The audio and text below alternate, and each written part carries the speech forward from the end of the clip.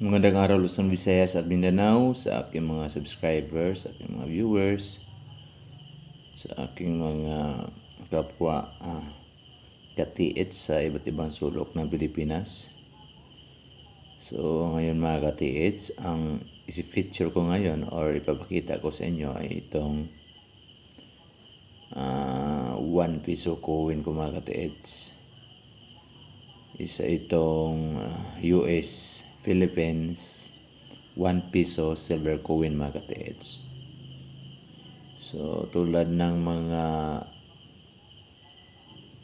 binablog ko na mga coin ko mga katiits, yung 1907 at 1908. So itong 1909 mga katiits ay pare-pareha lang sila mga katiits.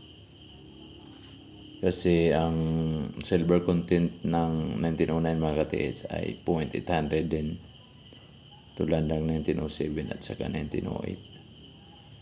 So ang kanya namang timbang ay 20 grams lang din. Ang kanyang diameter ay 35 at ito ay isang round o bilog na coin mga katiits. So, tulad ng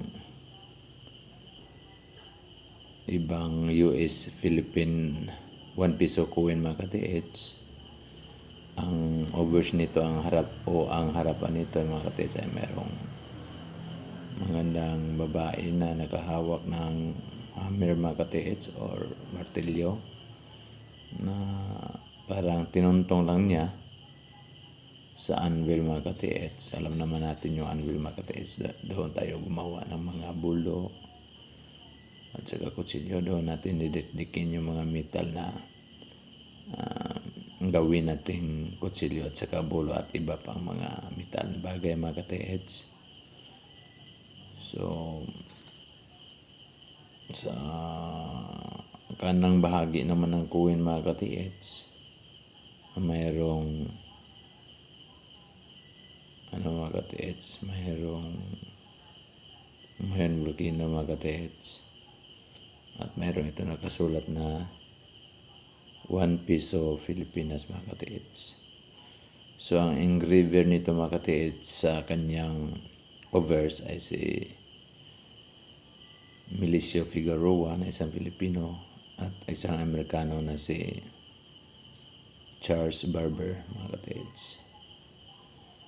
So ang likod naman nito mga katiits ay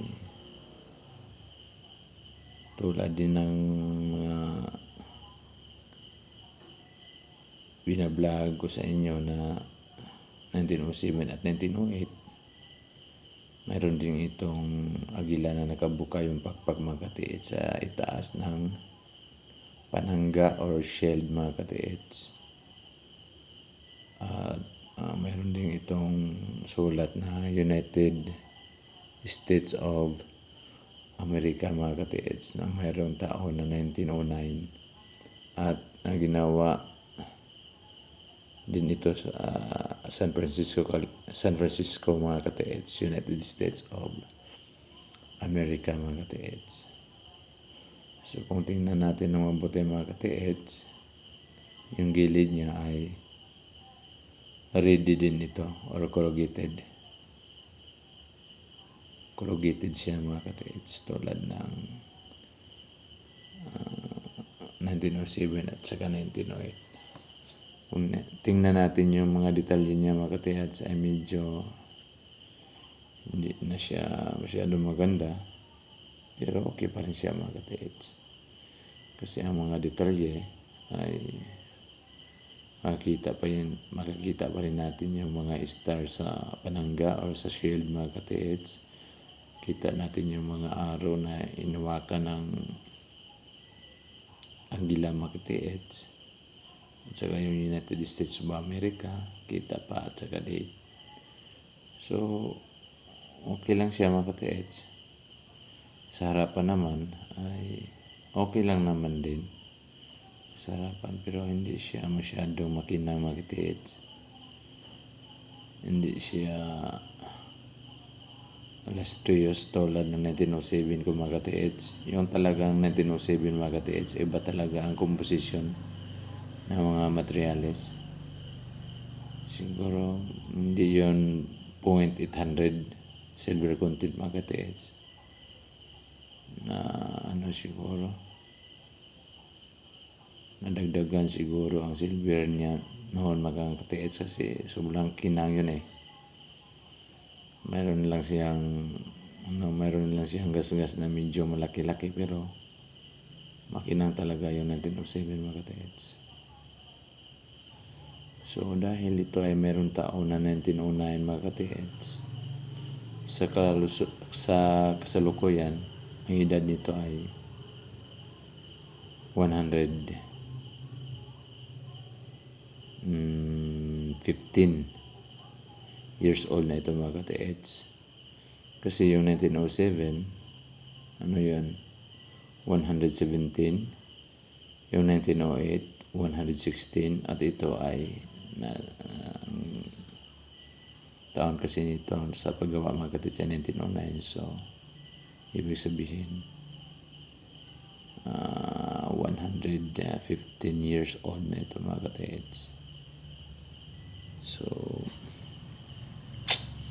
ang presyohan nito sa online mga ka-TH na hindi graded, mas mahal ito kaysa 1908. Siguro mas malaki o mas marami yung ginawang 1908 sa 1909 kasi mas mahal ito kunti ng 1908. So yung graded naman ito mga ka-TH ay mayroon ako nakita na 43,000 pesos mga ka-TH kung graded siya sa PCGS yun mga ka-TH. Kita ko graded siya at ang nakalagay na presyo doon ay 43,000 pesos mga ka-TH.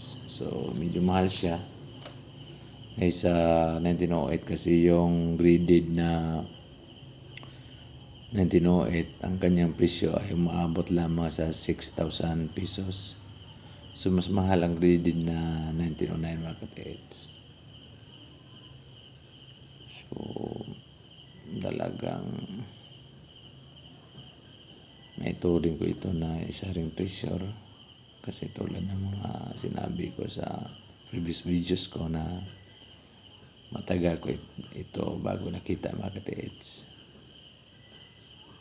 Tagal-tagal, ilang buwan pang dumaan bago ko ito nakita. So mayroon lang ako nito tatlong lang mga ka-TH, tatlong taon. Mayroong 1907, 1908 at saka 1909. Ito ang pinakahuli ko nakita mga ka-TH, 1909. So sana mga ka-TH